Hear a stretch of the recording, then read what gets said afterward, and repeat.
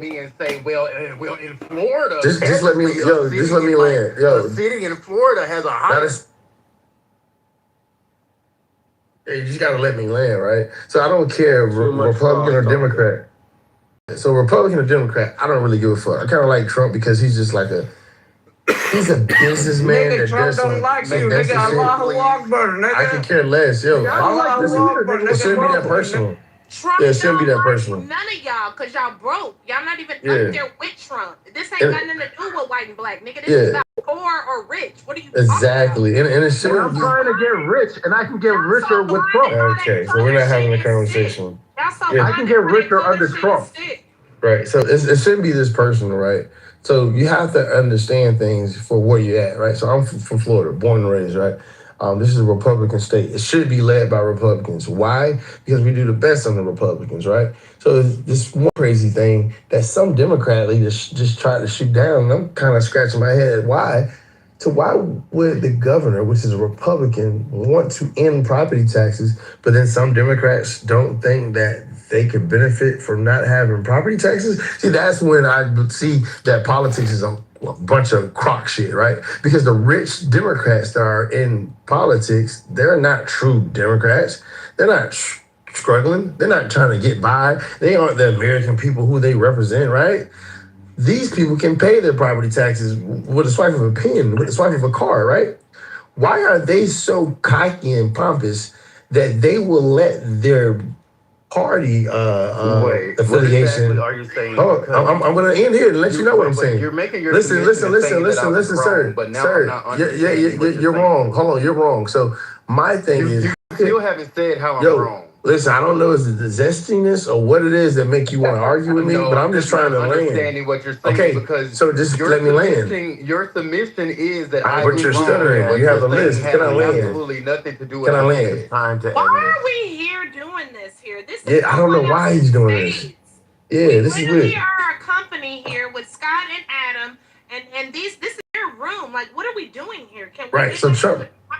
So Trumpism isn't dying. Let me show you how. So just in my state, they have Republican and Democrats. Most people are saying, hey, no property taxes is a great thing. This would help most of the American people that own a home, right? Not too fast. The Democrats are saying, even though this is a good thing, you know what? We're going to vote against it because we just have to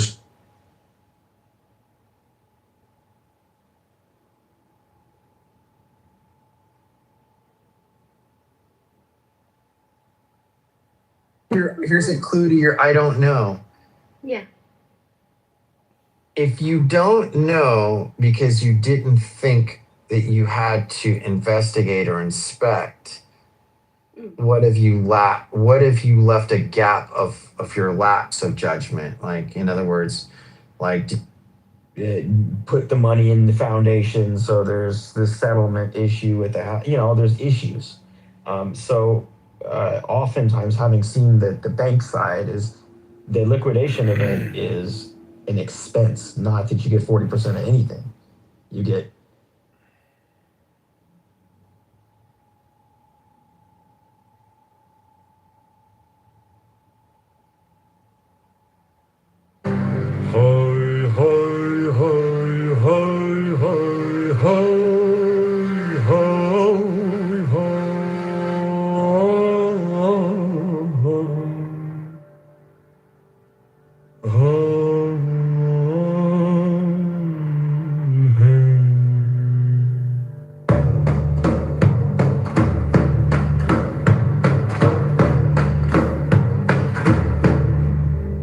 There are 7 keys to the great gate, being 8 in 1 and 1 in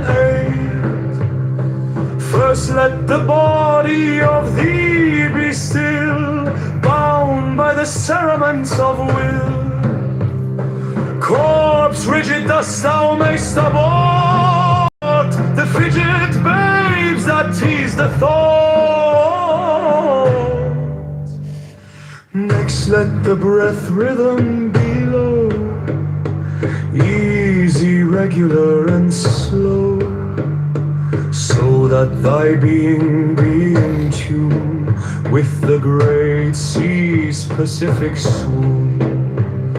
Third let thy life be pure and calm, swayed softly as a windless palm. Fourth, let the will to live be bound to the one love of the profound. Fifth, let the thought divinely free from sense observe its entity. Watch every thought that springs, enhance hour after hour thy vigilance. Intense and keen turn inward, miss no atom of analysis. Sixth, on one thought securely pinned, still every whisper of the wind. So like a flame straight and unstirred, burn up thy being in one word. Next, still that ecstasy prolong, thy meditation steep and strong. Slaying even God should he distract thy attention from the chosen act. Last, all these things in one are powered, timed at the midnight blossom flower. The oneness is yet even in this, my son, thou shalt not do amiss. If thou restrain the expression, shoot thy glance to rapture's darkling root. Discarding name, form, sight, and stress, even of this high consciousness. Pierce through the heart, I leave thee here. Thou art the master I revere. Thy radiance that rolls afar, O brother of the silver star. Krali, ha-ha.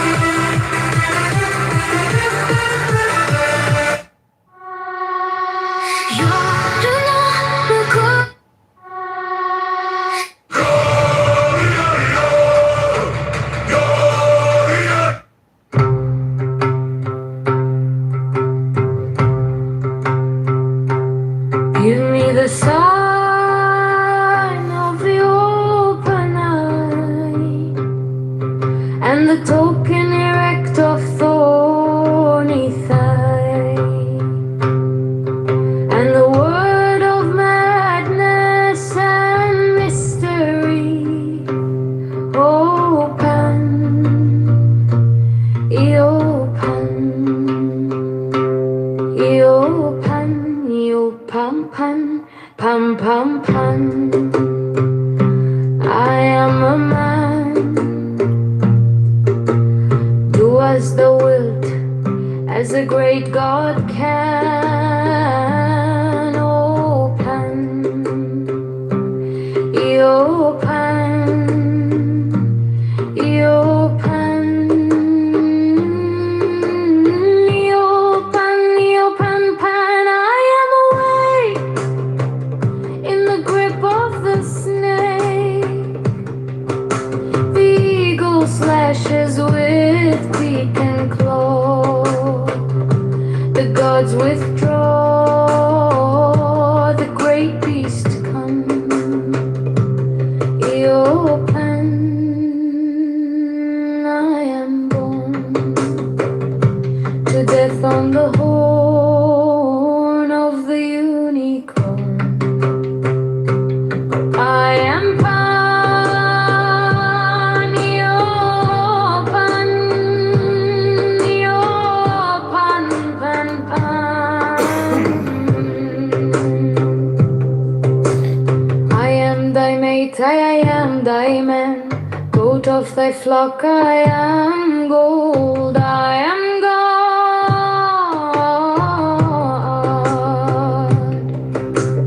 Flesh to thy bone, flower to thy rod. With hoofs of steel I race on the rocks. Through solstice stubborn to equinox. And I rave and I rape and I rip and I rend. Everlasting world without end. Mannequin maiden, Maynard man. In the might of Pan, Eo Pan, Eo Pan, Pan, Eo Pan.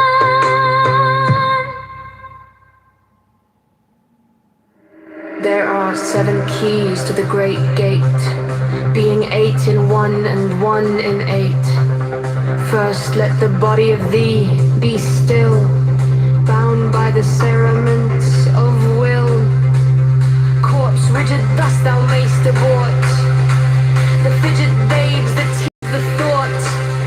Next let the breath rhythm be low, easy, regular, and slow.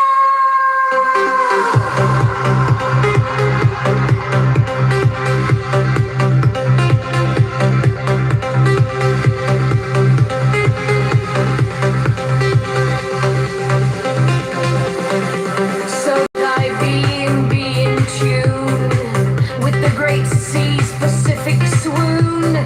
Third, let thy life be pure and calm, swayed softly as a windless palm.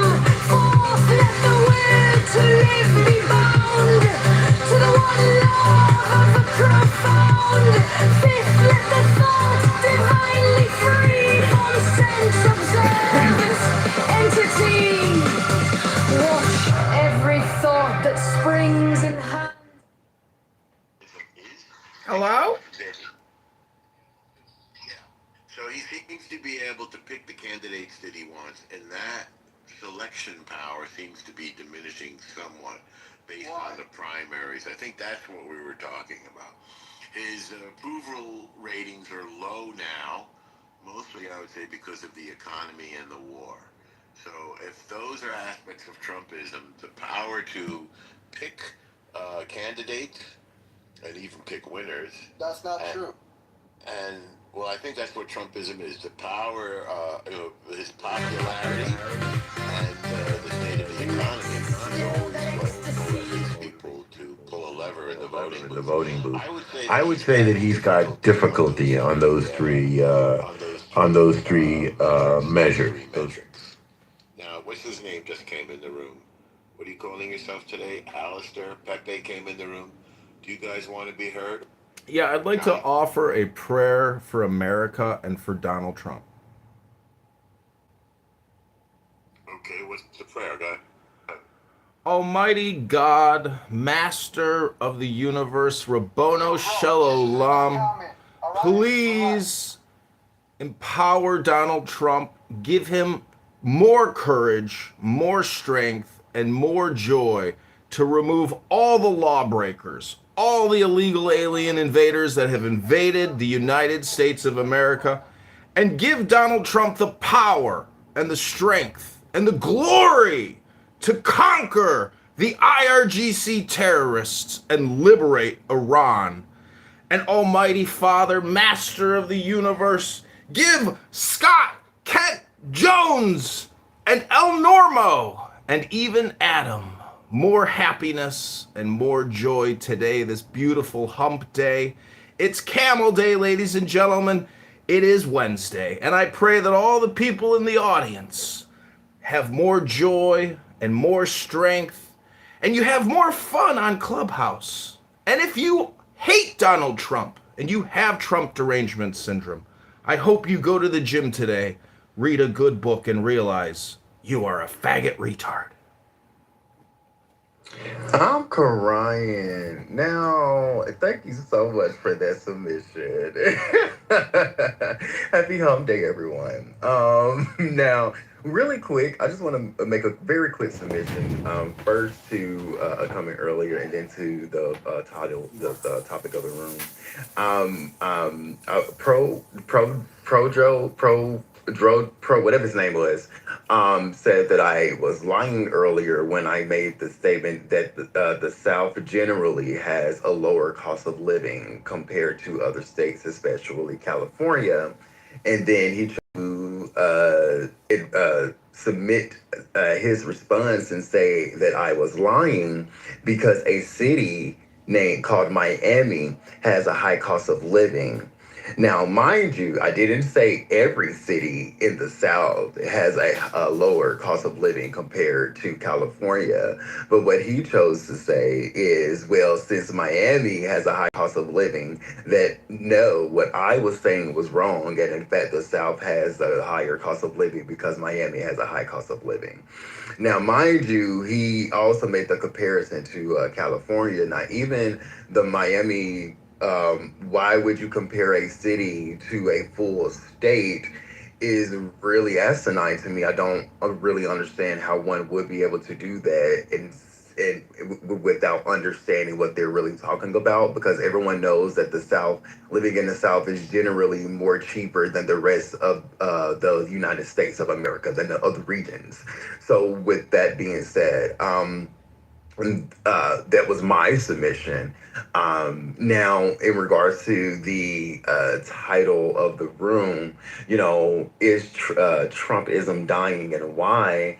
I do believe that Trumpism is dying. I do believe that a lot of his fan base is definitely starting to do a side eye. A lot of things that he campaigned on necessarily aren't things that he is succeeding in right now, in regards to gas prices and war and no new wars and looking at certain people within the executive branch when they go to these Senate hearings and they're not able to necessarily answer questions or answer yes and no questions. We have had several people removed from his cabinet in every place. This is in my modern, at least in modern history, in the political scope, that's unprecedented. I've never seen people have to be replaced from an administration than this one. Also, in regards to the cost of living, groceries, right now he is saying that because of a war that I said that we weren't going to get to, these prices are needed sure that another state or another country doesn't get access to nuclear weapons. But mind you, we were already told that the nuclear weapons were eviscerated. We blew them bitches the fuck up. That's what we were told. And in the Senate hearing that Pete Hegseth went to, he was even hammered on that by a Republican representative to sit there and say, well, look, you told us that you met every mission. You told us that you met every point, and now you're asking us for more money to take care of something that you already told us that you did? Like, what's going on here? And so, with that being said, that's why I believe he is losing a lot of fan base. Because also with the vanity projects, and I'm going to land here, with all of these renovations that he's doing, and it is costing the American taxpayers billions of dollars of our money, which is things that he didn't necessarily campaign for, but he is doing. We are not worried about painting the statues gold. We're not worried about renovating the White House. We're not worried about renovating the Kennedy Center or whatever have you, and with the woo, we're worried about the cost of living in our states. And I believe that's why Trumpism is dying, because the cost of living is not necessarily being addressed. And I land there. Thank you.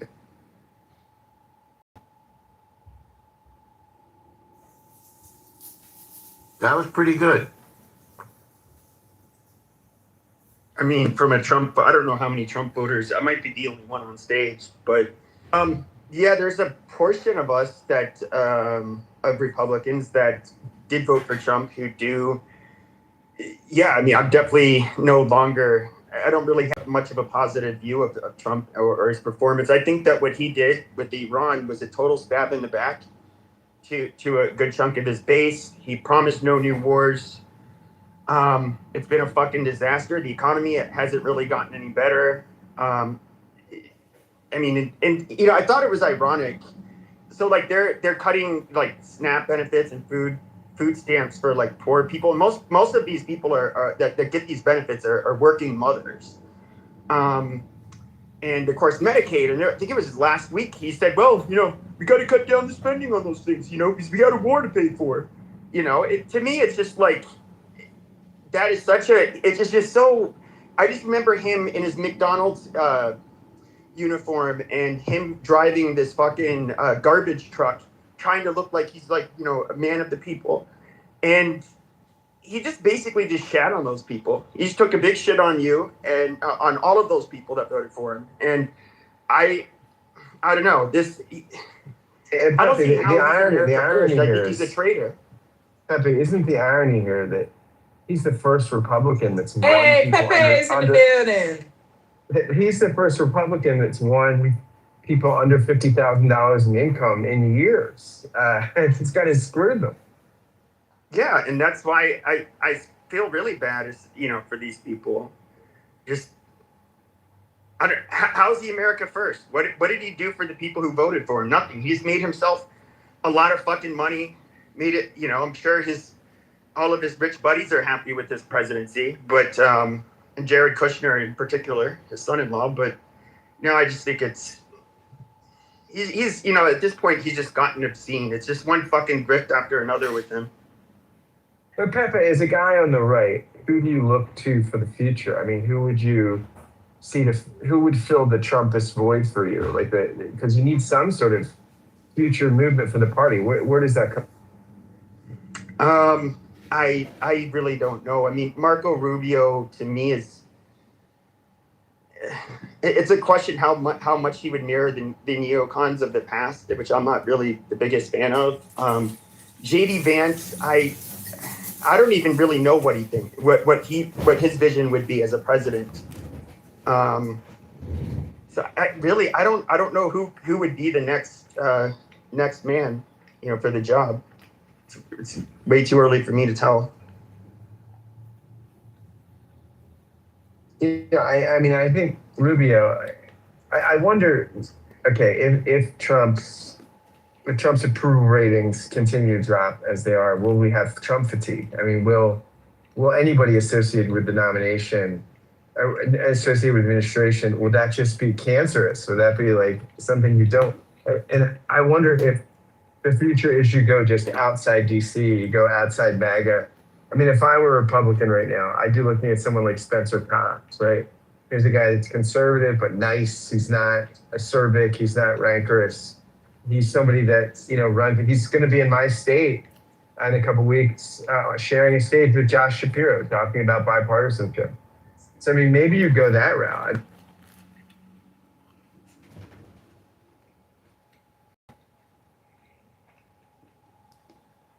I mean, it's also looks like the left is kind of leaning into populism now too, quite a bit. I mean, I would say a lot of these DSA people, when I hear them talk, I hear a lot of that what I would consider populist as opposed to actual leftist rhetoric. I don't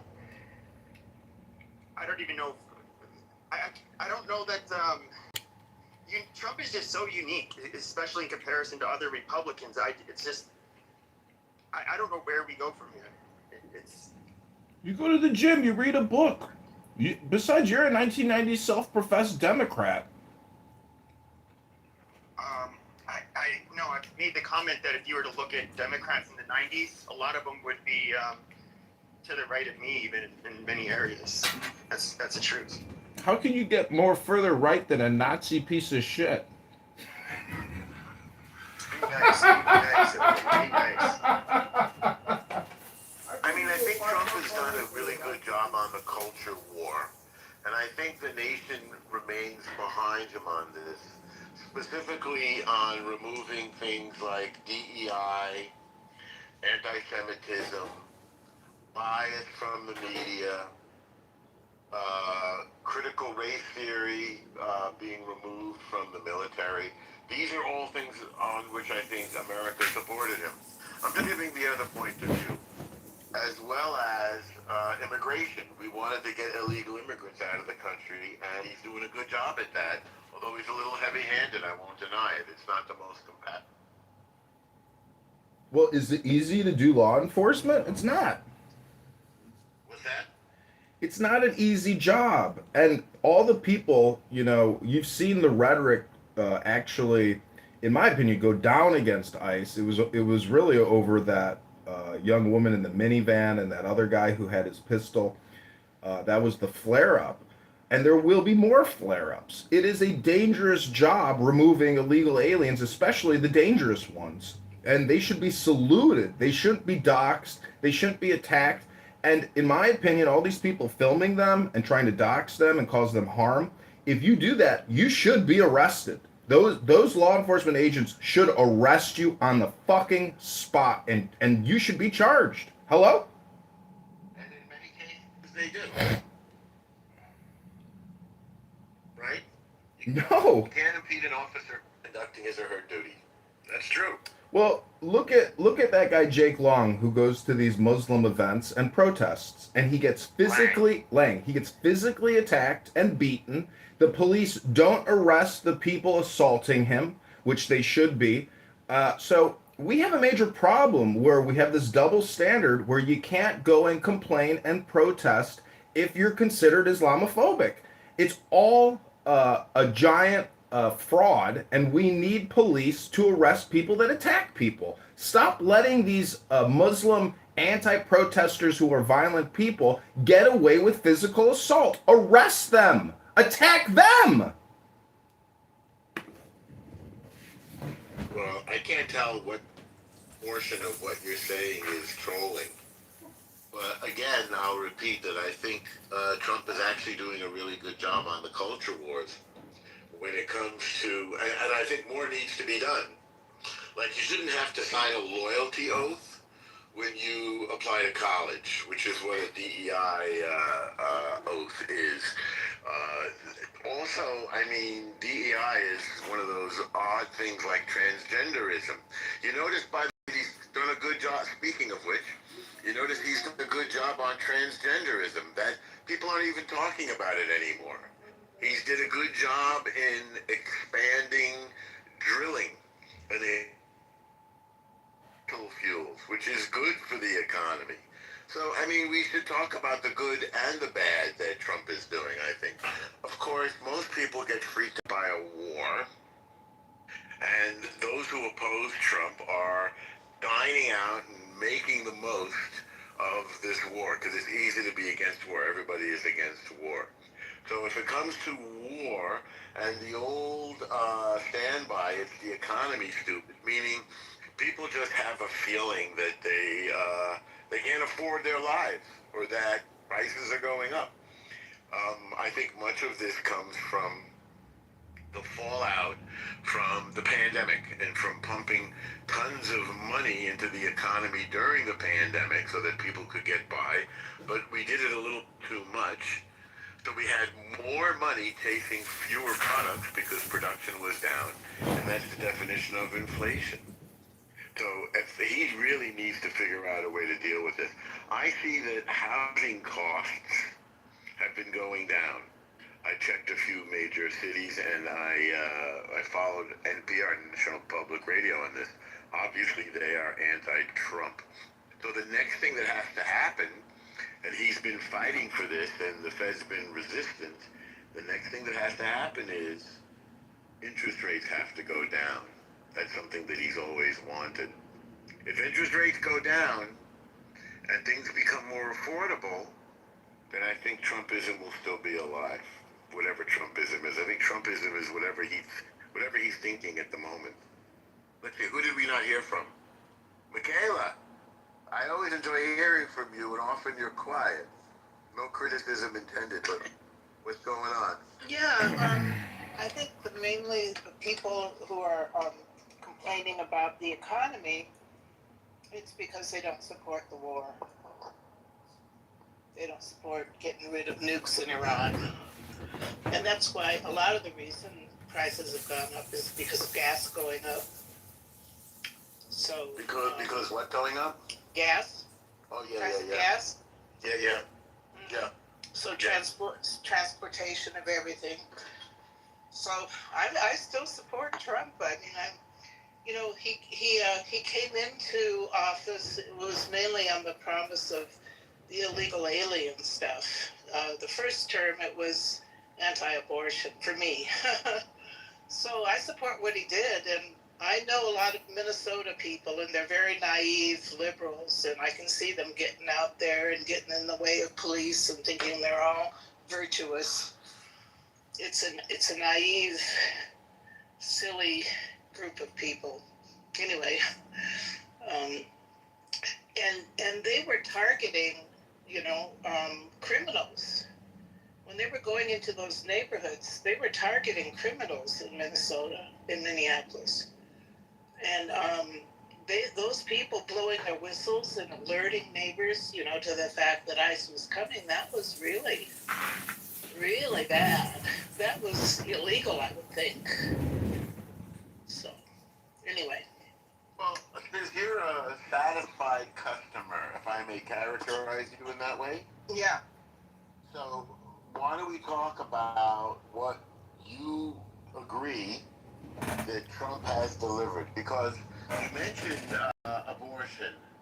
Now, if you talk about two thorny problems that have bedeviled America for decades, abortion is one of the top issues.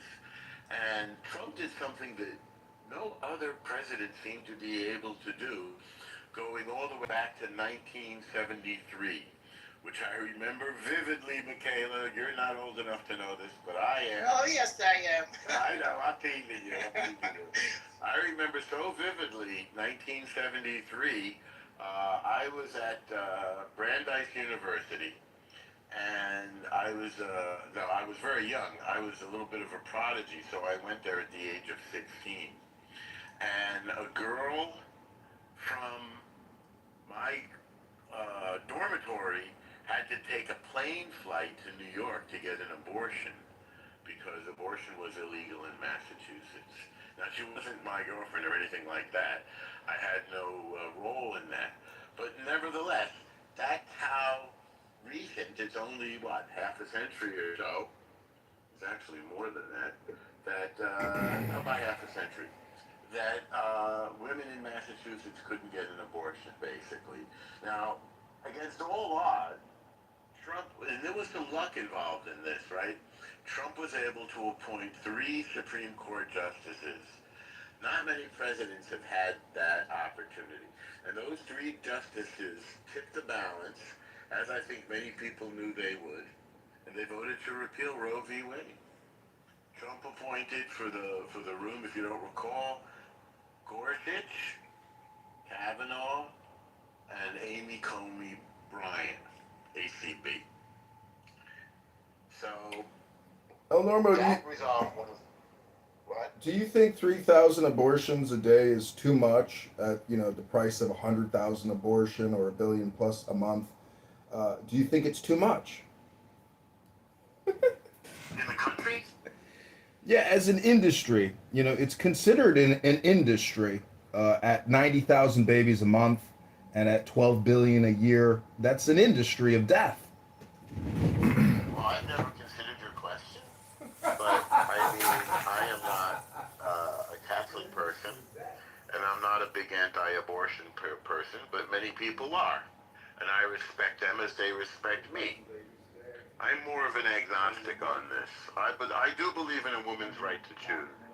But I also think that the Trumpian solution or the SCOTUS solution, SCOTUS being the Supreme Court of the United States, of setting, since it's not really spelled out in the Constitution, I believe that this solution is okay. They're allowing the states to make their decision, and most states have voted to allow women to choose abortion. So really, it's resolved. I think to everybody's satisfaction. Michaela, would you say it's off to your satisfaction as a person who opposes abortion? Yeah, so far, I'm not satisfied that my state then put it in their own constitution up to birth, with no reason needed for any reason. For anyone in any age up to birth. Well, but I guess we never expected it to really happen for Roe to be overturned, so the pro-life movement wasn't prepared enough, but also they couldn't be prepared in blue states because there's no chance that they would have won any elections there.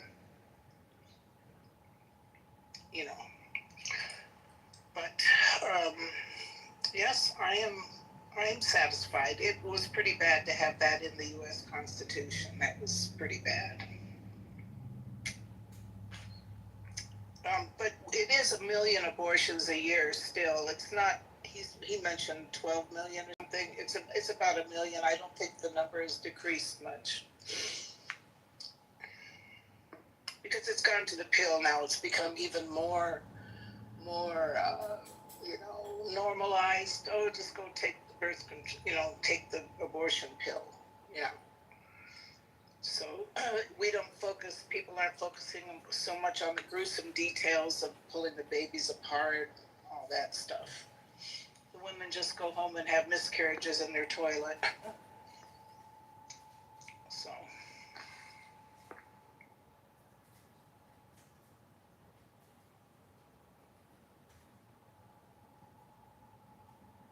Yeah, I hate to see the I support Trump I think his personality had a lot to do with how he could just tackle things.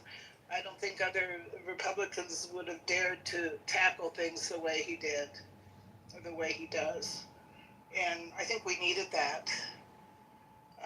And I think guys like Marco Rubio, the Republicans have a wide bench or a long bench. I think Marco Rubio would be great to carry on his the things that Trump is for. What do others think? Is Marco Rubio out of the picture for some reason?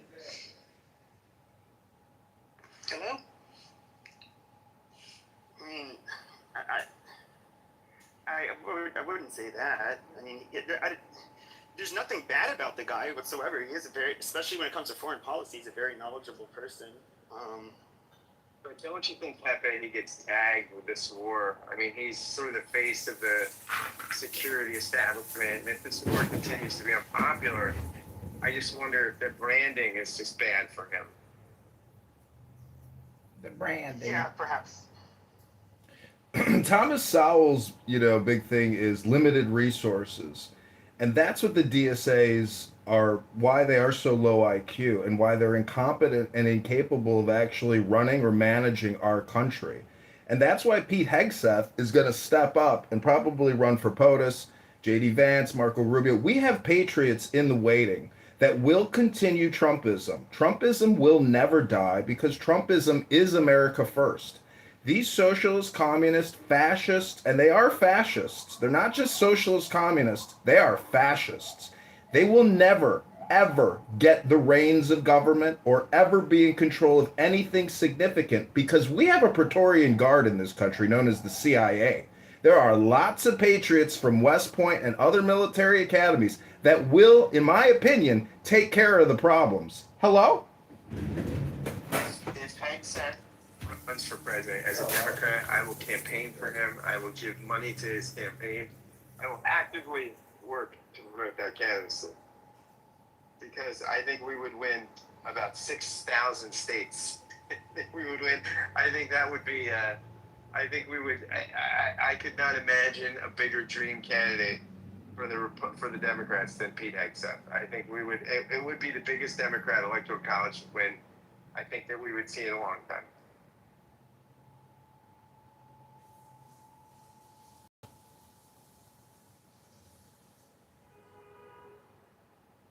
J-Lo, have you weighed in yet, or merely Jay?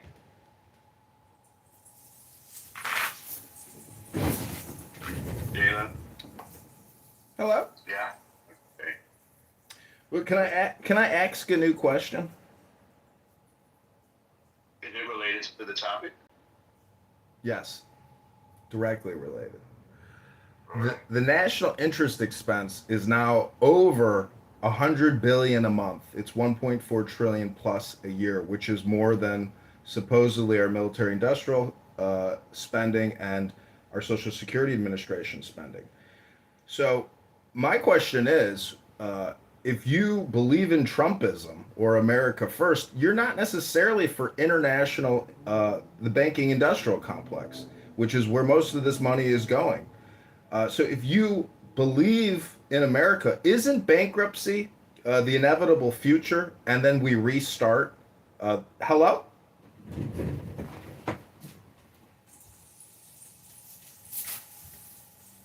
I do like this hello you're doing. I like the hello at the end of the sentence.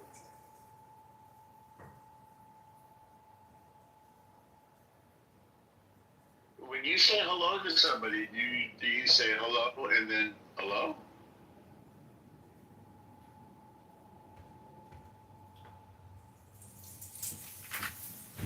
Hello? Hello? The numbers are out there at usdebtclock.org. You can see that every taxpayer, and there's only 120 million taxpayers out of our 340 million people, supposedly, these people cannot meet the burden of the bill. It's almost 600,000 per taxpayer in debt, and that's just the federal, not all the states. If you accumulate all the state debt, it goes to over $1 million per person. How do you expect a 20-year-old college graduate to foot that bill? We have fucked the generations that are coming out of college now since the year 2000 because of our runaway rampant spending on international regime change. And then we topped it off with a cherry and a creamsicle known as the COVID-19 vaccine experiment, which cost many, many trillions. So the point is, incompetence only comes from one side, and that's the Democrat side, because they are the incompetent party of America. They prove it over and over again. In Chicago, our property taxes are up 600%. And guess what the Democrats do? They sell your house if you can't meet your tax burden, and then you're homeless. And they've done it to thousands of people, and those people voted for them. So we live in the sadomasochistic recycle world of retardation and low IQ administration. Hello? I can prove both parties are incompetent real quick, Norm, if you just allow me a second. So let's look at just the Social Security age thing, right? So you make Social Security age 62, and the life population at the time is about 62, right? So the idea is that, like, people who are living longer than they should, let's make sure they are taken care of, or we help them. Yeah, that's a wonderful idea. Well, it's been, 90 years since then? Life expectancy is, 78 now? And we barely increased the age? That is a unique incompetence on both parties. It is absolutely ridiculous. It's one of the biggest challenges we face, and the reason why in 2033, Social Security benefits, if we're fortunate, will be paid out at 82%. That's just one example. The overall debt you're talking about is a bipartisan thing. It's good up to social program had it up to higher taxes for corporations and individuals, and it's going to lead to hard choices in the future.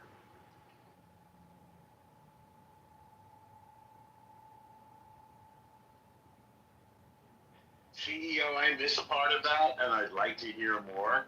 So even if it involves repetition, so if you're willing. So you're saying that we won't be able to fund Social Security, so we'll have to pay only 82% of what the promise is by a certain year. Is that accurate? Yes, 2033, we dropped to 82%, correct. 2033. Now, I wonder if people, tell me what you think of this idea. People who don't need Social Security can forego it.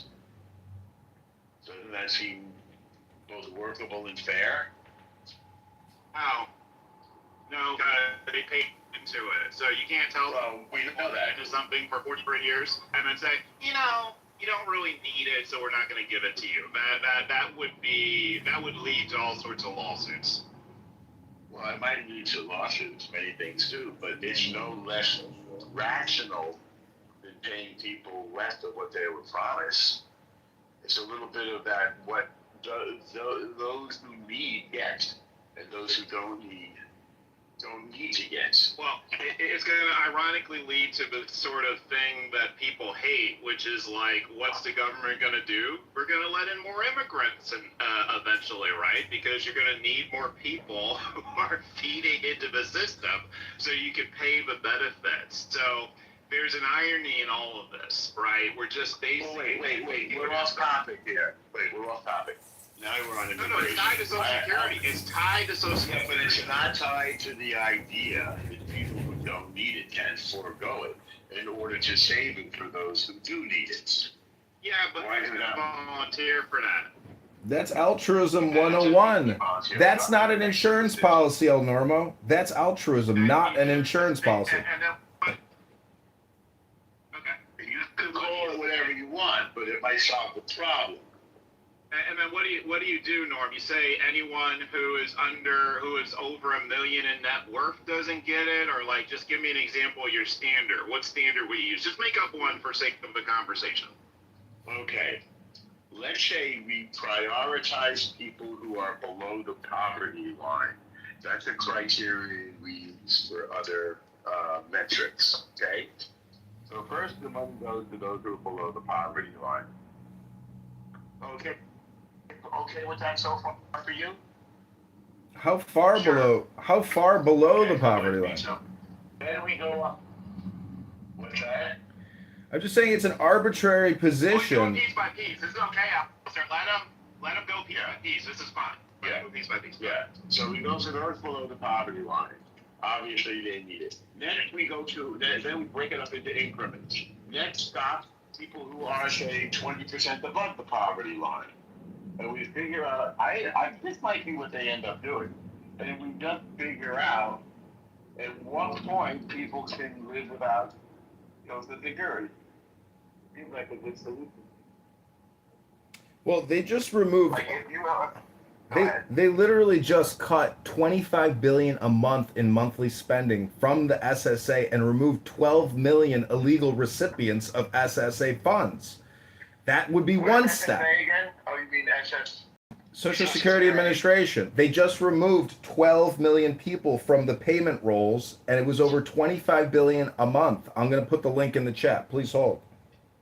Okay, so you're saying one solution. 25 billion a month. That's a whopper. It's a huge number. So you're suggesting eliminates fraud, though. That's your bigger point, right?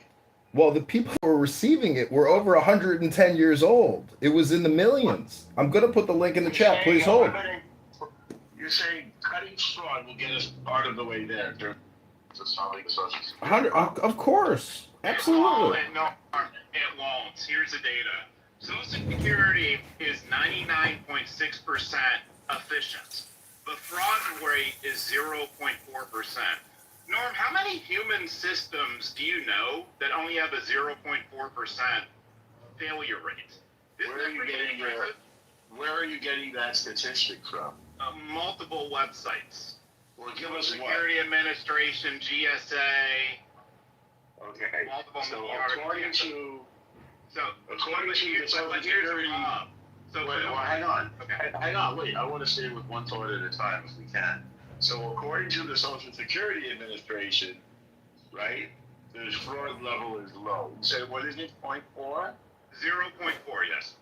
Okay. So what is the whole budget of Social Security? So you're right. That's a good question to ask. So it's about 1.5 trillion, right? So Yes, 0.4% of 1.5 trillion. Yes. Is what? So it's around like 8 billion. No, about 6 billion. It's 6 billion. 0.4 times 1.5 is obviously 6. I'm sorry, 60 billion. My bad. 60 billion. My bad. Well, that sounds like a nice number to save. Yeah. So people can live on that money. Okay. So you're saving 60 billion out of. Yeah. Okay, right? So when people say the amount of fraud or whatever, right? They're basically taking that 60 billion number and then multiplying it by multiple years. So that's what. So that's where they come up with hundreds of billions of dollars. You following me? Of course, it's easy. Okay. Okay, cool. All right. 50 million a year is a bit of a solution, right? Okay. So yeah, it's 0.4% of the solution. Well, no, it's not 0.4% of the solution. I'm kidding. Okay, it's 60 billion a year. I was kidding. Okay. So okay. All right. So I'm sorry, it's a joke.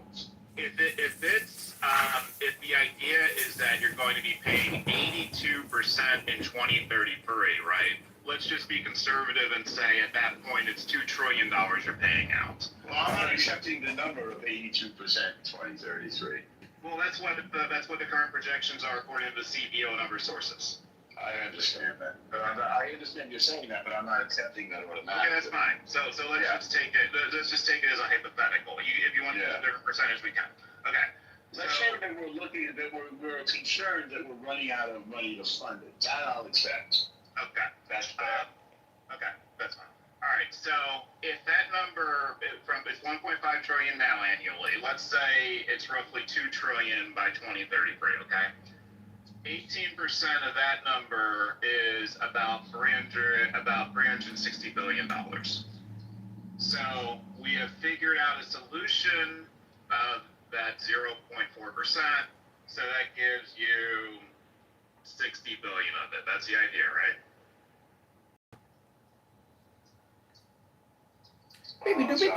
Hello? Yeah, good. Yeah, CEO, we're not human calculators for you to run numbers through. Did you have a point? My point is, you can fix the fraud to the degree possible. You're never going to get to 100% because 0.4 is already a low number. So fixing the fraud the best human beings are capable of will not come remotely close to solving the issue. Where the hell do you get? Go ahead. Fixing the fraud is not the entire solution, it's part of the solution. So, for example, fix the fraud, which seems to be a big problem, and prioritize people who need the money. Those are now we're really on our way to a solution. I would say that we're not going to remove people from Social Security simply because they're high income. We said we're going to prioritize the people that need it. I'm saying that won't happen either.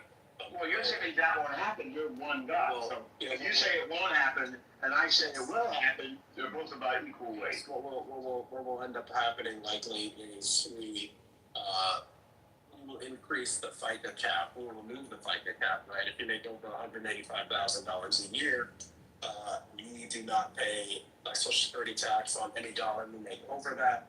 We'll remove that. That covers 60% of the budgetary gap. We'll increase legal immigration as well because you want to improve the ratio of workers to non-workers. Those will happen. Yeah, you have to do that. Those will happen before we talk about cutting Social Security. That's an easy one because Social Security is so popular. There's like no constituency for cutting benefits, no real one in terms of the voters. So you think that these things are decided by popularity, which is silly, I would say. They are decided by financial necessity. We give money out where it's needed.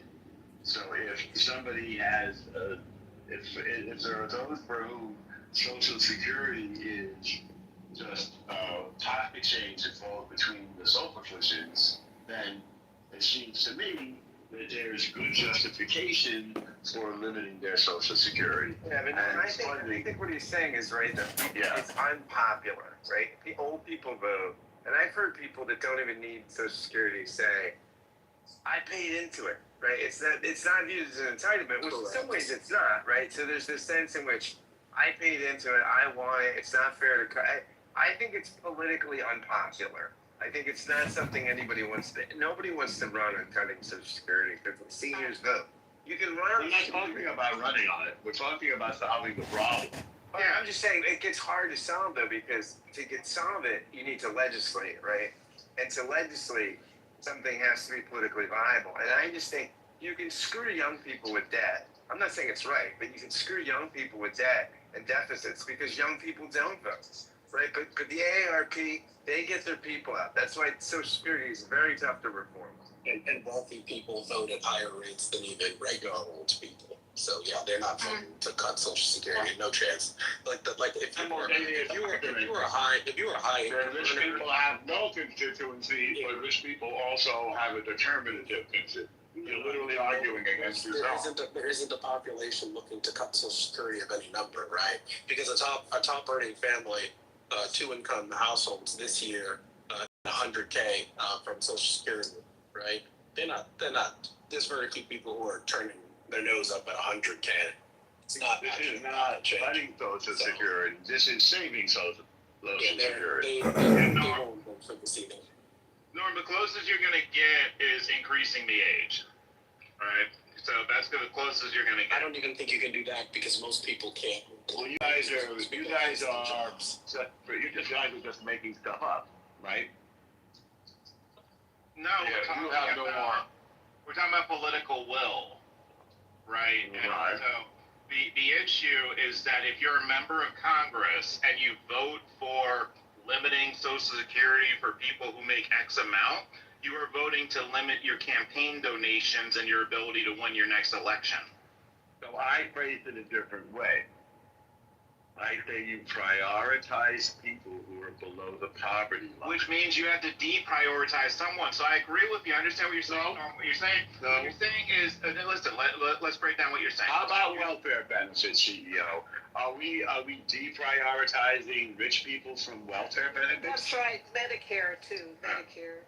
Hang on a second, CEO. Let's not change the argument. Hang on, we're not. Hang on a second, CEO. What were you saying about Medicare, Michaela?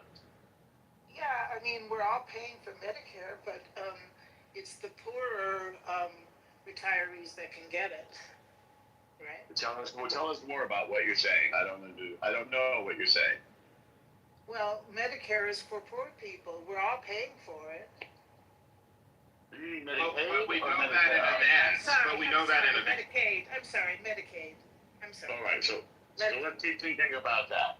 Yeah. So we have a safety net for people for medical care, and that's called Medicaid, right? Mm-hmm. And we all pay into it. Even retired people on Medicare can also get Medicaid if their income below the poverty line. Yeah. But that's all part of the social contract, and we know that going into it. So there's a difference. It's very different than changing Social Security when someone's about to get it. That's a very different proposition. I mean, if you're Obamacare, wait, let's address your first point. Obamacare changed the system. We seem to go along with it. Right? That's relatively recent in our lifetime. I mean, it sounds to me like we have a model and a solution. So what happens if we just prioritize people in the order of need? Okay, that's what I was going to get to. All right. To prioritize people who are below the poverty line, what you're saying is you have to pay them 100%, right? So you're paying them 100% for benefits. Exactly. That means you no longer have that. That means that you're going to give less to the people who are the least who require it the least. You're automatically pulling that from somewhere else. You're not creating new money. You're taking it from someone else. That's what obvious is. That's the whole point of what we're saying. Yeah, I know, but you're acting like that wasn't the case. You're deprioritizing. No, I'm not acting like it. No, I'm not acting like it's not the case at all. I said you have to deprioritize someone else. You said no, we're just prioritizing. That's correct. The second thing you said is correct. It is not deprioritizing at all. We're giving the money, as with Medicaid and welfare, to the people who need it. Everybody pays in order to support those in need. Norm, I think we have a solution. if you have Adam and Michaela, and the total of what they get is 100%, and then you say we're getting 50-50, and you say to Adam, we're going to prioritize Adam, and you move him up to 65%, then you're deprioritizing Michaela to 35%. It had nothing to do with this conversation. What you just the hypothetical you gave is in no way related to this conversation. You have not made your point. You're trying to make a semantic point, and forgive me, but I reject your semantic point. Fantastic point, CEO. I loved it. It goes exactly nowhere. Prioritizing one thing means deprioritizing something else. If you're not I don't agree. Social Security is not a safety net program. Well, apparently it is. Apparently it is. It's not. So, apparently it is. So if you say that, for example, we're only going to give free health care to those who need it, are we deprioritizing people who don't need it? That's a different pie. You're using a different pie to get that done. Yeah, they're using a different pie. So you're creating a different paradigm. What does that mean? I said, okay, let me. I'm comparing it to another government program. I'm going to simplify. Don't have worse health care than people who are on it. They don't get worse health care. They actually have better health care. Who said that they do? That was a non-starter. You use Obamacare as an example. No, I said Obamacare changed the system. The question was, we're changing the system. Obamacare didn't change the system for the vast majority of people who have employer-based health care. Obamacare was a dramatic change in our healthcare system. Not for people with employer-based health care, was it? It was a massive societal change. Health care, they didn't. Well, I guess I'm not sure what you're trying to say. It's irrelevant. I guess 38 million people got covered, right? Was it 38 million? Correct. Most people saw no change. So that's like about just over 10%. 10% of the population. Yeah, which is enormous. So, all right, David, did you want to weigh in? It just gave people who didn't have insurance. It made it more affordable. I mean, it wasn't a sea change. Sure. I think it was a backstop. It was a way to answer a big need in society. Is how do we aren't insured? And it costs more to do that, right, David? Your doctor, you can keep your doctor. Remember he said that? Yeah, that one was a broken promise. but so what? Why are you laughing?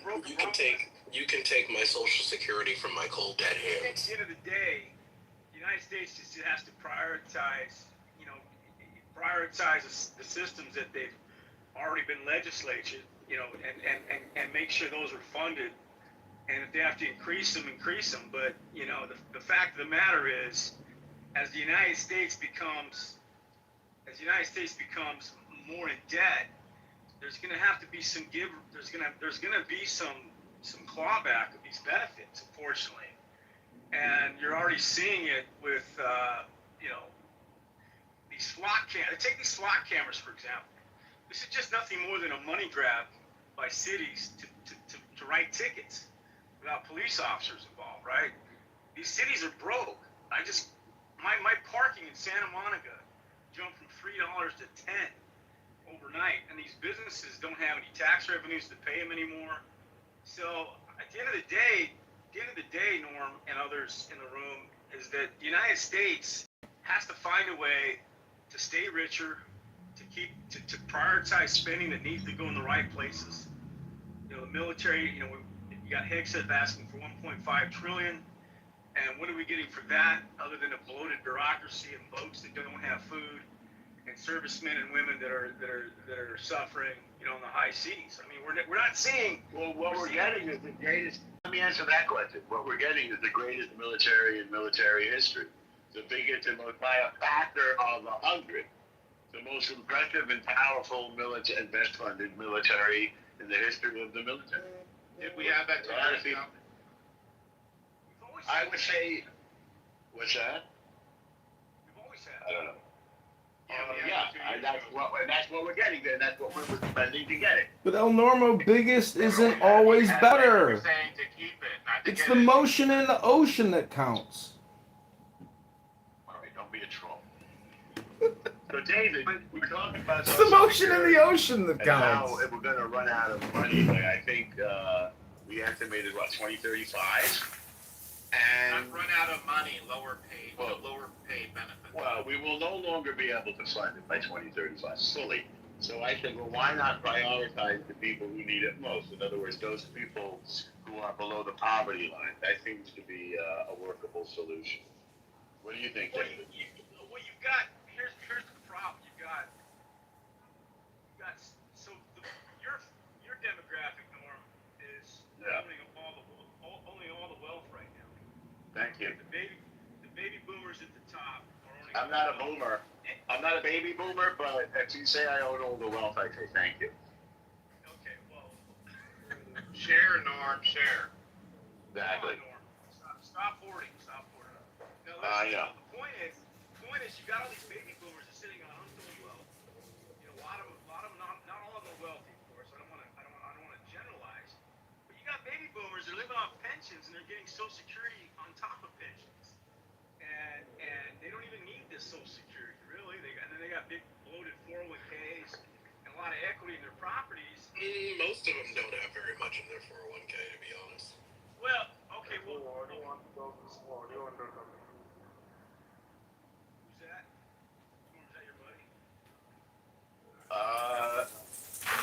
Let's see. That we shall. Don't credit me with the trolls. No, but listen, but so I get that we have to have this military, right? I get that the Pentagon is a big bureaucracy, the aerospace, all these big companies that provide these so-called real wage jobs, and you know the threats are the threats, right? This is the talking point. But at some point, you know, with what we've already spent on this Iran debacle, we could have backstopped, paid for insurances, refunded Social Security with a lot of that money. So, and all the trillions we spent on Iraq and Afghanistan, we would be made whole for years off of these expenditures. Pay for education for every child in America. Well, that's a hypothetical and a counterfactual. That's not hypothetical. Yeah, it's a hypothetical. You said if. When you say if, that means automatically it's a hypothetical. Well, so, and it's a counterfactual. I'm saying. So I think The past, we can't claw that money back. I'm not sure what Yeah, David, you're like a guy that made a bad investment and now you're crying and complaining and saying, I want my money back. It's already been spent. don't make it a personal attack, though. It's informative. It's based upon history. The reason history repeats itself is because we repeat the same mistakes that we made previous, right? So the idea is to not repeat history. So we have to understand history so we don't repeat it, right? I think that's. But you can't repeat history. Every situation is different. There's no repeating of history. But there's actions and policies that are put in place based upon one's history. I mean, Norm, let's take Israel for example, right? United States, Cold War, fighting Israel, fighting its enemies, right? Okay. It never wants to go back to a state where you're subjugated by another country overseeing your religion, right? And so no, that's not accurate. Well, let's, that's not accurate. David, may I simplify your point for a moment? Do you mind? Yeah, simplify it, please. Okay. Chime in.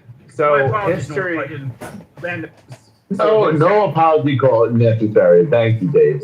So history may not repeat itself, but it often rhymes. anyone who studied, for instance, this is a cliche, though. And I'm going to prove it. Okay. You can't prove a cliche. Okay. I'm going to demonstrate it. All right. You can't do that either. Why don't you just make a point? You could say it's a faulty demonstration, but I can demonstrate. Just make your point without the rhyming slang. Anyone who studied the 1920 flu pandemic would learn and could have predicted that there would have been lockdowns for COVID. There would be people who are very upset about it.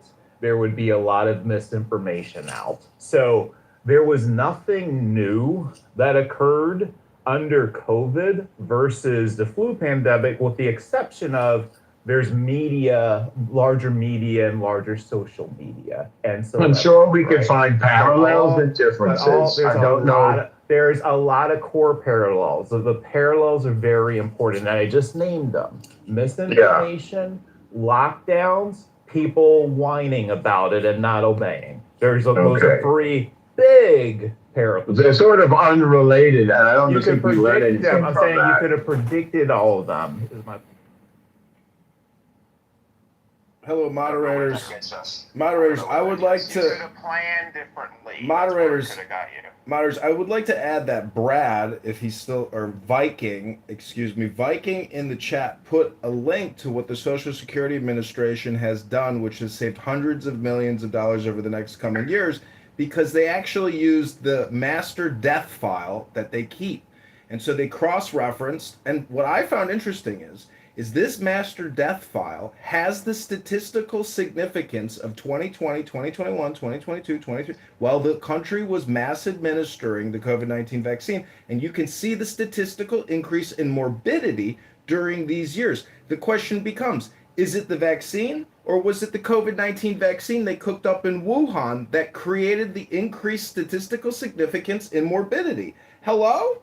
And we're talking 20% increases in death rates, or even more, up to 120%. And then there's a global master death file even. But anyways, the point is, I'm not a great statistician. I can barely multiply and divide. I did stats in college, but the statistics don't lie. Faggot retards do, though. Hello? I don't want to. And I don't even want to hear the R word, and I don't want you to accuse people on stage or attack them personally. I put that link at the top of the room, and what we're finding is that there was some Social Security fraud.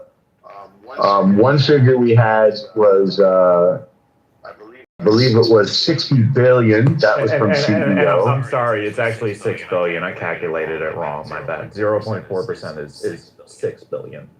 Well, now you've got to check your math because you've gotten two numbers. Well, so let's do it like 1% of 1% of 1.5 trillion is 15 billion. Do you agree?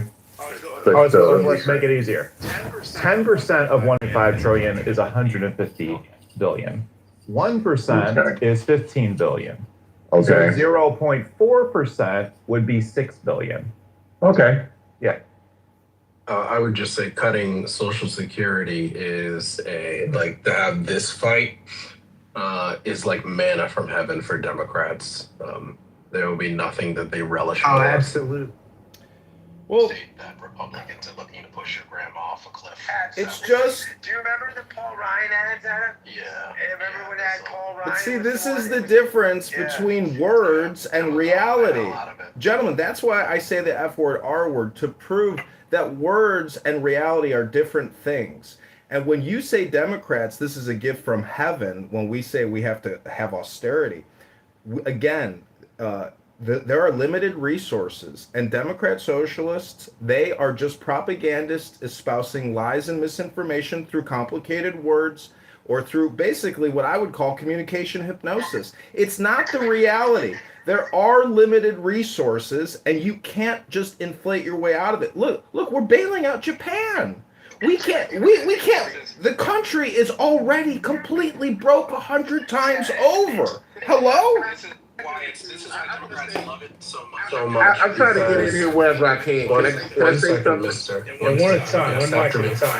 This is why Democrats will love this, because Republicans have passed three tax cuts already. And and they've done nothing else but pass a tax cut, and now they're going to turn around and say that we need to cut Social Security. No one's signing on for that shit. Let me say this. I agree with what you said, bro. I think at the end of the day, Social Security, which we've all paid into, table of cuts. And the fact that that's even being entertained when we're building a ballroom, I don't care where they say he's getting his money at. It's coming from us for that ballroom in the White House. So when it comes to all the frivolous spending that they're doing, and they cry wolf and say we're trying to cut spending and be more frugal and be more fiscally responsible, but then you see the dimwit do shit like that. You know what I mean? So I'm just gonna say this, and I'm gonna be quiet after that. At the end of the day, what you guys are talking about with Social Security, this war that's going on, that's costing us endless money that most Americans, if not damn near all, didn't want. I mean, even the Congress didn't even come to a full understanding of the war until he just waged it without even any input in this shit. There is nothing fiscal about it. It's a liquidation of America going on right now. This man is just going crazy. The tariff money that they're now saying how we're gonna pay all this tariff money back now that it's been ruled that you can't do it. He's like it's gonna destroy the country. No one wanted that idea anyway. The tariffs was your idea. It was a bad idea. You did it to our allies like Canada. It's foolish. You know what I mean? But to make a long story short, that's what we're dealing with right now. When we say the Democrats are salivating at the thought of him fucking it up, it's a sad day that we even got to get there. It's a sad day when we can't even have partisanship for what's right for the country. It's like you pick a side, and we're at war over it. There's nothing United States about that. There's nothing united at all. It's basically saying you fundamentally believe this bullshit or that. Right now, it's detrimentally affecting us all. He's cutting education. You know, he basically cut the Department of Education damn near out of here. You know what I'm saying? You're Good riddance. Goodbye. We don't need it. We never needed it. The problem is do you believe in separation of church and state, mister? To a degree. So you would probably also believe in the separation of economy and state, because our state creates economy. What I'm saying to you is this. At the end of the day, our kids' education is vital. And the problem that I'm seeing in this mix, our health is vital. You now have it to where you've basically removed us from the WHO, the World Health Organization. We're not even really involved in that anymore. We can't keep track of what's going on, whether it be COVID, measles, or that whatever that disease is that's causing people to have uncontrollable bowel movements or whatever that shit's called. I can't pronounce it. Nonetheless, we don't inspect our food. We blame it on the lettuce. We then cut the health inspectors out. Air traffic controllers are lower than ever. It's a shit show. They're liquidating the government just so they can keep the money at the top. They're playing games. The whole Dodge thing that they claimed, it was a fraud. You basically claiming you're cutting all this wasteful spending, but then you're doing wasteful spending. So the cuts that you say you're doing is just rolling over to them. Then you're stock market manipulating with the war, where it's on one day we got peace treaties. Now we decided we're going to go to war again. No, today we got a peace treaty. Now we're going to war again today. Do you think the markets don't reflect that bullshit rhetoric? Do you think that's not market manipulation? Come on, man. We're dealing with a con man in office, with a con man administration, and it's nothing more that you can say about it. I'm not saying the Democrats are perfect. They fucked up too. Biden didn't do the best of jobs. But what we got going on right now is you know, mister, some people will push back if you call Donald Trump a con man. Sometimes people on this app say things that are just not true. And a lot of it is ad hominem projection. Are you a con man, mister? Are you a motherfucking con man? When was the last time you scammed somebody, mister? Hello?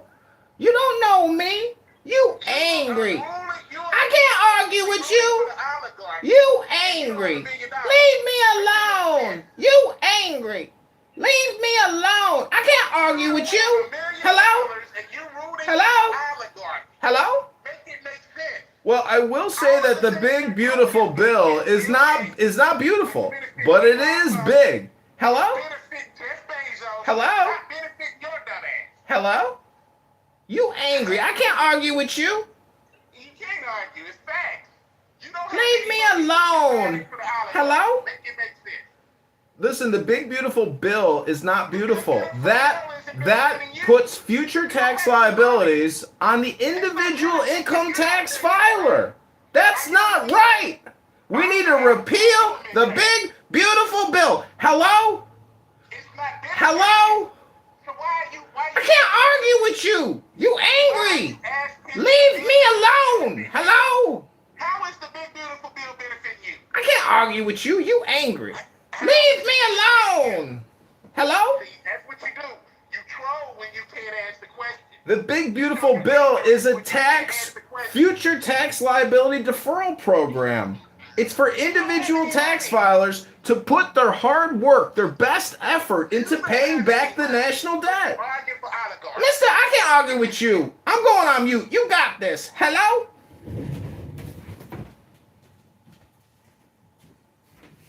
Dealing with is people like entertainment and to act like goofballs instead of acknowledging that the policies that they're passing don't even benefit most of the people in this room. The people talking, I can almost guarantee most of you don't have $1 million. I don't. So how's an oligarchy's policies benefiting you when it's benefiting the 1%? It's benefiting Elon. It's benefiting Jeff Bezos. It's benefiting Warren Buffett. Any billionaire is benefiting. You're not. You're just cheerleading and pom-pomming for a pedophile. Make this shit make sense. I don't know. Y'all got it.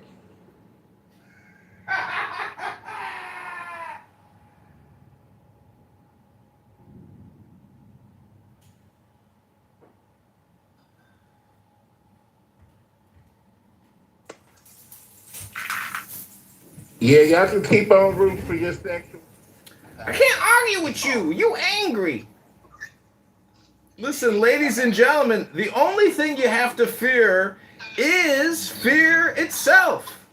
Some people will say it's all relative. And in a way, it's true because we do live in a global community. Moscow is burning to the ground. The Ukrainians have figured out a form of war which is so obnoxiously destructive. They can, through drone technology, which is real-time, instantaneous, blitzkrieg, lightning warfare to a very high and dangerous degree. We here in America are not enduring a blitzkrieg drone warfare. But what we are experiencing is domestic terrorists. And if you go to any sanctuary city in America, you will meet stupid pieces of shit who are the exact same thing as dangerous drones. They might kill you on a train. They might kill you at the park. They might kill you while you're out for a jog in the morning. I can't argue with you. You angry. Hello? Hello? You're just angry that I'm a fucking big-time movie star and a television star and I'm on TV and you're not, you big stupid dummy. I'm a superstar, I'm a supermodel and you're just an ugly guy on Clown House. You're so stupid, you big stupid dummy. Hey, Kevin. Kevin kisses boys at parties and says, I'm not gay, but if you want to kiss me, you can kiss me if you want. My name is Point, a.k.a. Cappuccino. Some of you know me. I have many names, many profiles, like Mr. here. This is actually John Kitover's actually Mr. and Alistair's actually Point. We're going 3 levels of deception, everybody. You'll never stop the CIA. The CIA will get $60 billion a year for the rest of your lives. Well, you can barely pay your taxes, and your property taxes keep going up. And Democrat socialists like Mamdani and AOC keep lying to you. I mean, how many times are you going to watch AOC create an egg freezing video? I can't argue with you. You angry. I can't argue with you. You angry. Leave me alone. You got this. The point is, AOC is on day 12 of freezing her eggs while Moscow burns, and everybody here's complaining. America's $140 trillion in debt. And your property taxes are through the roof. Your car insurance keeps going up. Your homeowner's insurance keeps going up, but your income doesn't go up. But AOC's egg freezing experiment continues on. And everybody can get the mRNA vaccine and flu shot this winter, and you can all have a horrific carcinogenic event again. because Robert F. Kennedy can't stop Moderna or Pfizer or J&J from selling mRNA vaccine shots and calling it the flu shot. So we're living in a big deception, and faggot retards like Point or Cappuccino or Mr. here, you can't argue with them because they're angry and they won't leave you alone. But it's your choice whether or not you want to communicate with them, because you do have freedom of choice in this country, and you have free will to exercise that free choice. So health, wealth, love, peace of mind, happiness, and strength, everybody. I hope you find more peace, more joy, more strength, more justice, more truth in your own personal lives, and you stop listening to all the loser propagandists on this app wasting all your time. Thank you, I am complete. This is Point, aka Cappuccino. Supporters are idiots like him.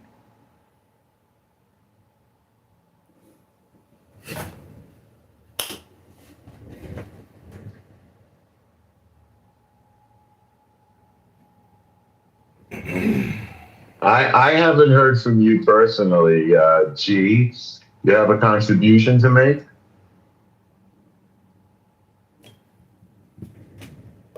No contribution? Pepe, you always have some thoughts. What do you? When you talk, you often seem like you're really trying to figure things out. So, what are you trying to figure out, Pepe? At the moment, I was listening in the background. Nothing really. Do you work while you do this? Sometimes. Mm-hmm. Yeah, me too.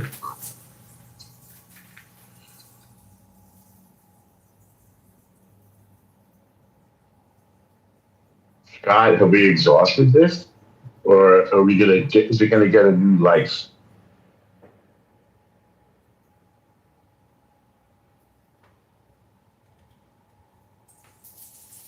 I don't think Trumpism is dying, but I believe that there, as is true with the Democratic Party, I think there are fractures, I should say. We're seeing some fracture lines. I wonder what will be next. It's always redundant, Norm. The status quo is 99.999% guaranteed in the future. Just look at, it's called the Groundhog Day reality. Look at your own personal life and you tell me, when you wake up with no pain, you feel great, things are good, you don't have stress, you don't have anxiety. It's a little bit like being in Groundhog Day, and then you realize, oh my God, it's a me problem. I'm the one who gets angry. I'm the one who's engaging in frivolous, useless discourse. I'd like to read a poem to the room, but unfortunately, because in my opinion, we're living in a situation with a bunch of incompetent citizens who are literally just repeating the propaganda pushed down to them. So my comedy shtick, trying to be Point or Cappuccino and saying, you angry. I can't argue with you. I'm trying, and using even the F word, R word. I don't like to use the word F word, R word, but I'm trying to point out that we are living in a situation where the COW doesn't give you milk. The MANURE doesn't actually smell like manure. So we're living in this attention economy of communication, control, and hypnosis, aka propaganda. What do you think propaganda is? It's not just the messaging, it's the distribution, it's the delivery. That is what propaganda is. It's a multifaceted experience. Let's go back to the topic. Well, Trumpism is not dying. It's only growing. Trump is the birth of liberty again in the womb of time. America has woken up. Trump is the birth of liberty. Explain. The creation of the monolith, which really is, what's the whale terminology? The Leviathan. Trump is the reincarnation of George Washington, of Thomas Jefferson, of John Adams, of all our great American patriots. If you really believe in Pennsylvania when they tried to blow his fucking head off, if you really don't, if you think that was an actual assassination or you think that was like a staged thing, I mean, I know it's not staged because that firefighter died. There were real shots.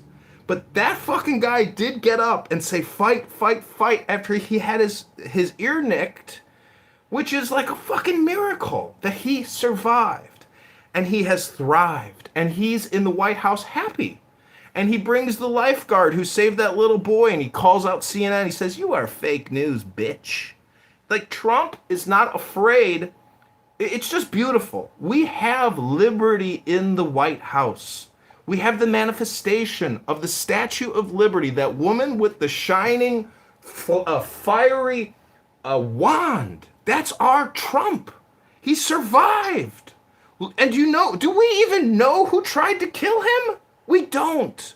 We don't know the true source and origin of this evil, but it could be Barack Hussein Obama and Steve Brennan at the CIA. It could be a lot of people that we know. They're out there and they tried to kill Donald Trump. Pepe's just a 90s Democrat. He's a far-right Nazi from Discord. He's a low IQ dingbat. He doesn't try to figure things out. This guy hasn't read a book in 20 years. He doesn't even go to the gym. Ladies and gentlemen,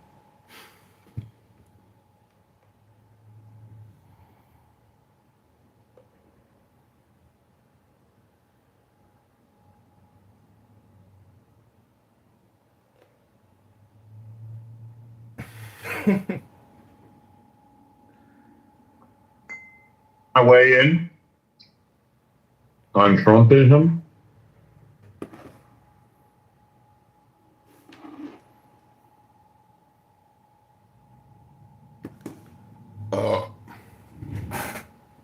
Emma, welcome up. What's going on?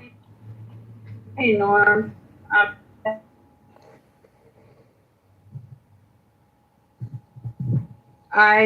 I was just calling, or I was just coming in, and I saw your title, and I believe it is suffering. Go tell us more. Well, I think that the war is a drag down on Trump's bandwagon, and I think that the economy is suffering quite a bit.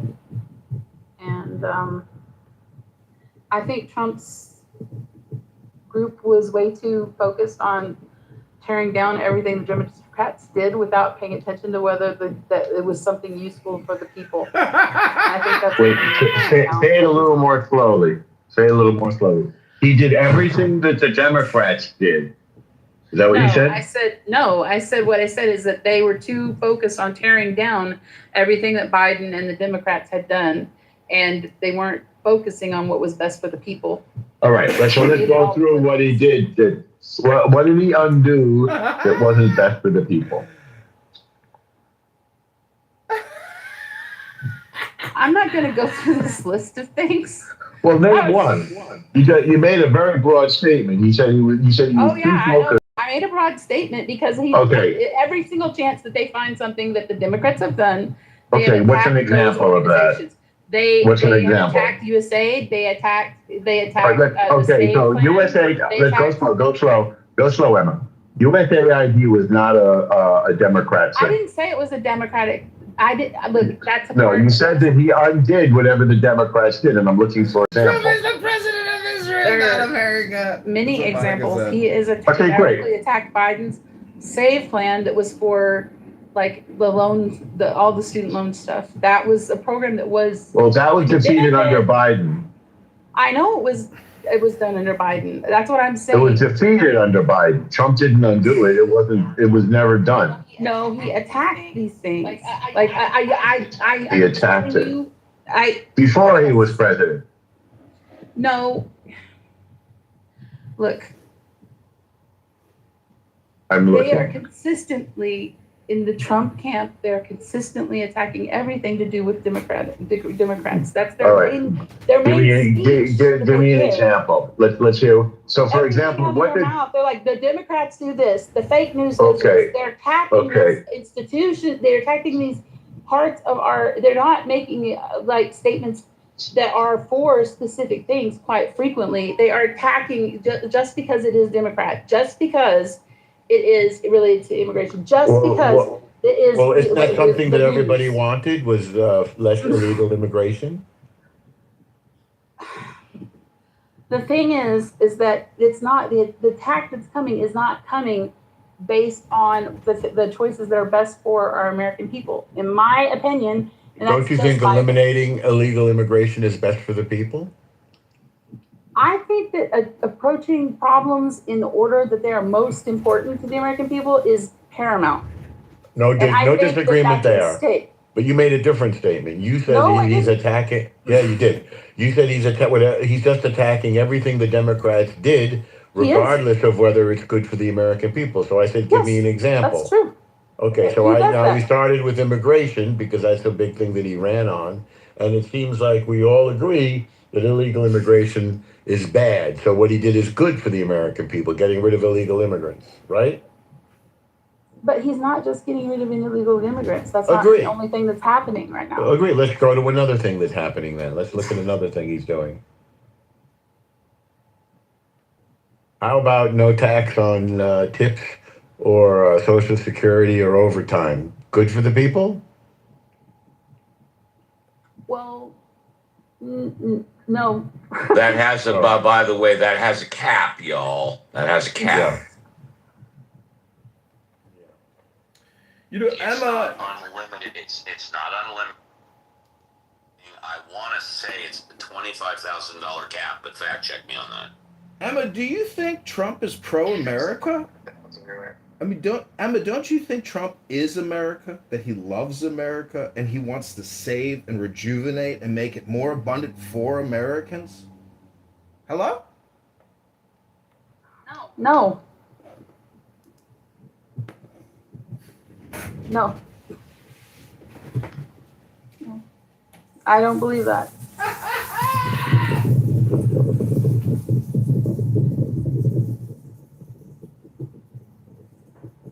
He made a better deal with Mexico and Canada in terms of trade deals.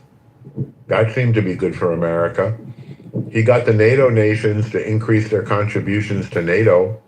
That seems to be good for America.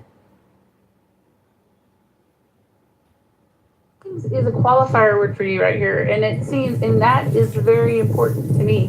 What's the qualifier? Because quite frequently it seems that something is good for America, and people don't look at the consequential outfall from some of the things that are happening.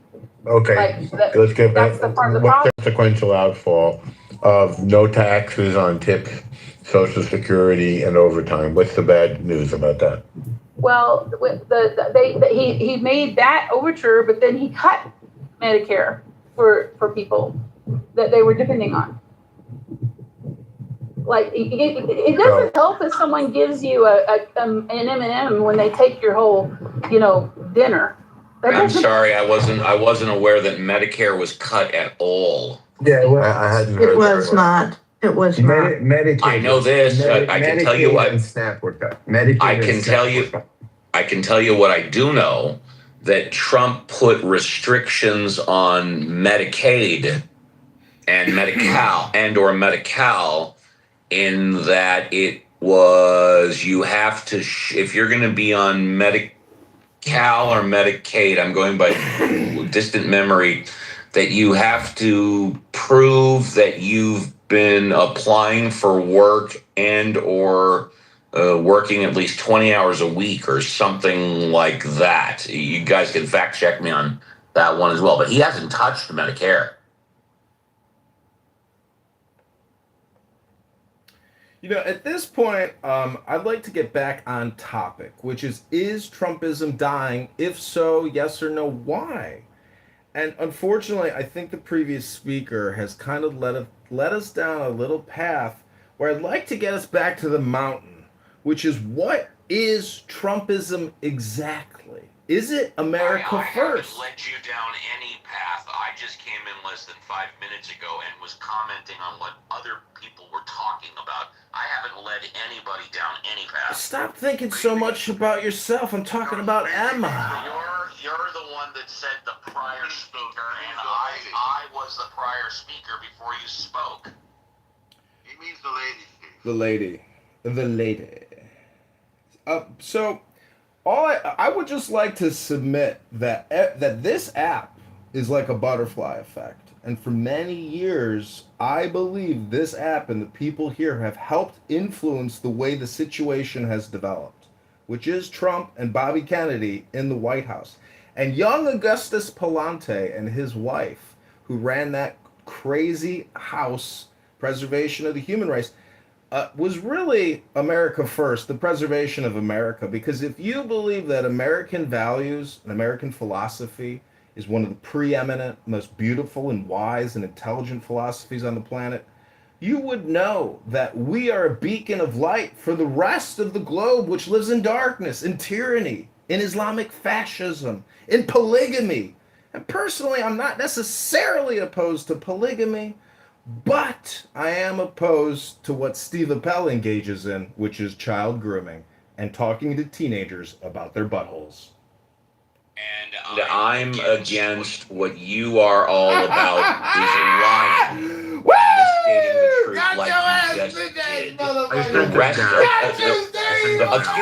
The rest of the globe is not Muslim and is not third world countries or whatever. That's just simply not true.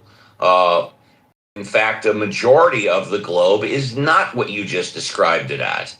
So I'm sorry if you're offended that the fact that I allow, that Clubhouse allows 13-year-olds, I allow a 16-year-old and a 17-year-old to come on because they speak more intelligently than you and they absolutely speak more truth than you.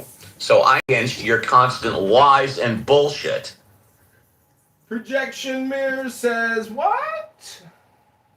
Yeah, you have every right to say that anymore. I immediately sent him down. That's really uncalled for, and it's also not true. He just confirmed obviously. it. Anyway, He if just Trump doesn't murder, what do you think? He confirmed my accusation. I have no idea. Steve Apple. The Steve Apple Show here on Clown House. I would say no. It's funny, David Brooks was asked this question on PBS NewsHour, his commentary stream. He thinks that both MAGA and the DSA left-wing populism are both phasing out, burning out. I can't quite hear you. You might need to repeat, Scott. I think David Brooks thinks that both MAGA and /Trumpism and the DSA liberal populism are phasing out or burning out, and that we've gone from neoliberalism to populism, and something else will come. But he thinks that's just David Brooks. I mean, what does David Brooks know about? That was his opinion. But hello, everybody. I would say it's not dying, but it will decrease.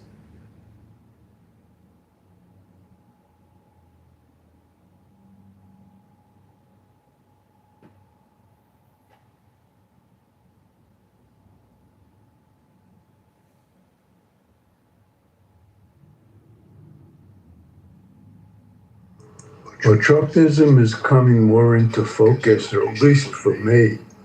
We now know, I think what America is in essence, and what we should try to hold on to, what we should value and not allow to be eroded. Hello, Megatron. I would like to answer this question very quickly and succinctly. You are absolutely not a Protestant because you have no work ethic. You're here on this app all day long wasting your time. I am complete. Thank you, buddy. What you doing out here in Chicago, buddy? I'm gonna come and support you, man. Where you gonna be at? I'll be outside the Jefferson Park Blue Line stop live streaming my signatures on the petitions for the February 23rd, 2027 mayoral race. Go to ChicagoMayorVote.com. Referring to Smiler wants to support you in person. They're wrapped up in the concept of patriotism. So I'm not answering your question. I'm not really addressing your question. But from the best of my understanding, it's embodied in this idea of patriotism, American patriotism. So, if I understand you correctly, you're saying Trump is either bringing back or eroding patriotism, one or the other? Is that what you're saying? person. Of course, That he's he's not insane. eroded. And you guys don't give him credit that he's someone who's kind of read Rumi. So he read Rumi like 500 times, and so like. This qualifies him to be held at a certain degree of intellectual reverence, and so that's all he expects. Give him respect, and you will receive respect. Put some respect on that. Respect my daughter.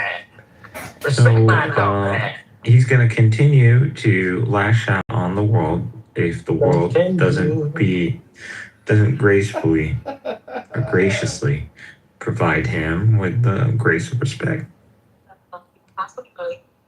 And he has all those phones that he only talks to himself. He doesn't ever talk to us.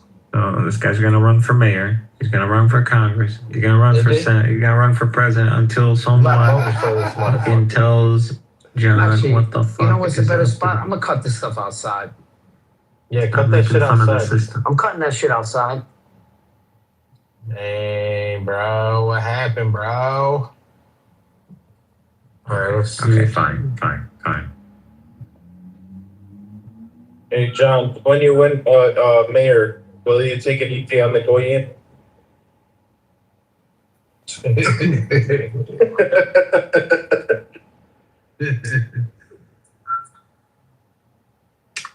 Well, our Chicago mayor claims that America is stealing from black and brown communities and using it to bomb brown communities in the Middle East. And I got to say, there are three pillars that hold up society, which is truth, justice, and peace.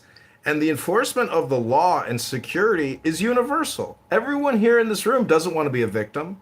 And so if you want to use law enforcement in order to achieve your security state, well, you better have big balls and you better have the technology and the capability to go exercise your will. Otherwise, you'll reap the consequences of your actions. And if anybody here has ever started a fight at a bar and then ended up losing the fight, you know exactly what I'm talking about. Hello?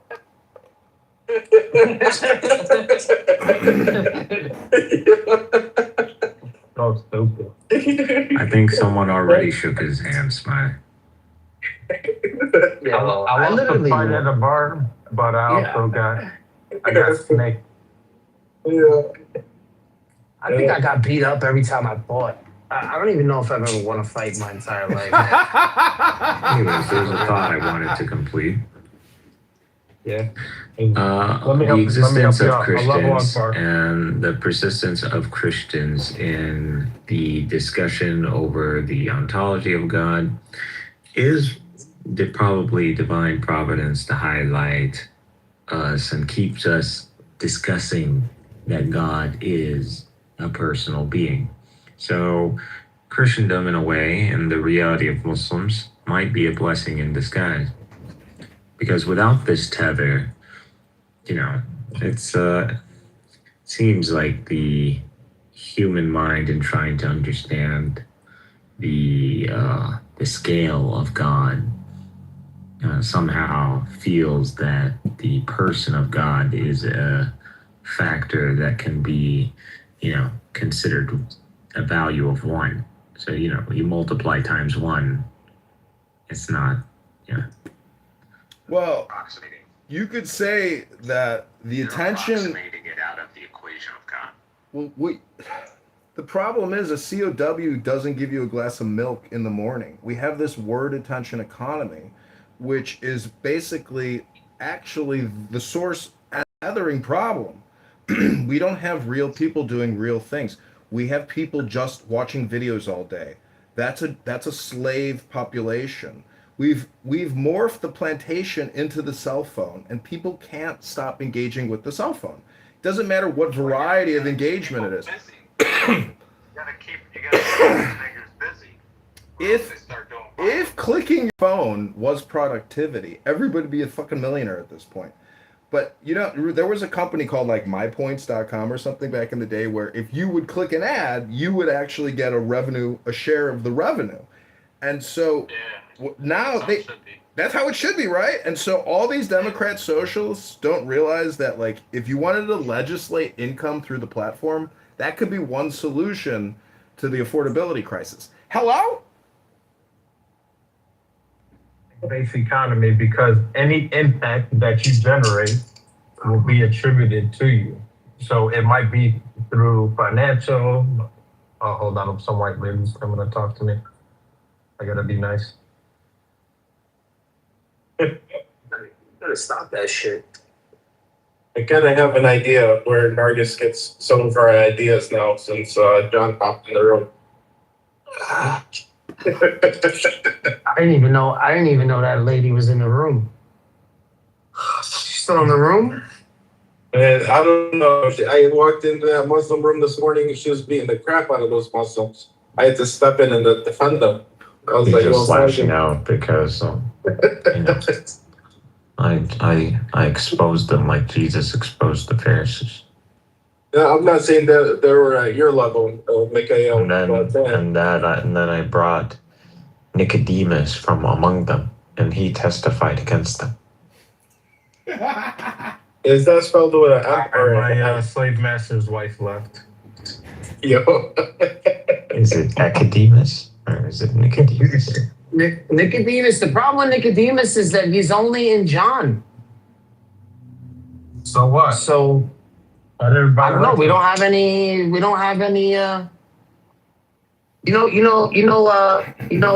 Bank. What's his name? Bank. Not the one that's in here. Yeah, Banks. Yeah, Banks. First time I started talking on here, I mentioned Nicodemus. You talking about that Muslim guy from Canada? Yeah, Banks. Yeah, Banks. Yeah. He actually he knows mad shit about Christianity. Like he only talks about Christianity. He was a Christian. Right, yeah, he does.